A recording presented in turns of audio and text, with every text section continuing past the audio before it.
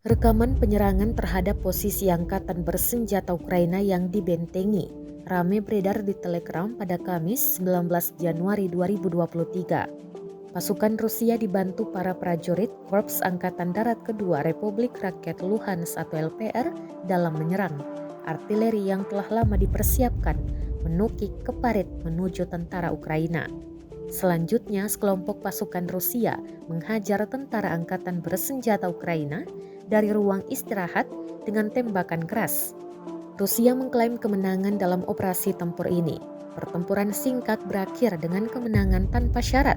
Militer Ukraina yang terluka telah mundur dan kami terus bergerak maju, klaim pasukan Rusia.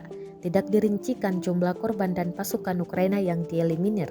Kendati demikian, rekamannya telah menuai berbagai komentar dari warganet.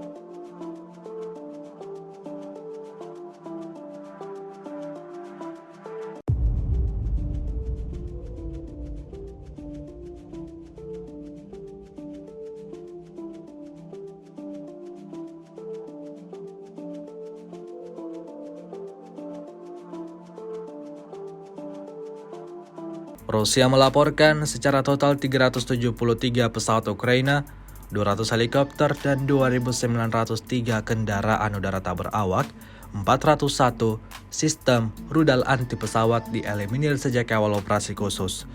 Sedangkan dari kubu Kiev, Kementerian Pertahanan Ukraina melaporkan 760 tentara Rusia dieliminir dalam sehari terakhir. Total 118.530 prajurit Rusia meninggal sejak awal konflik hingga hari ke-331.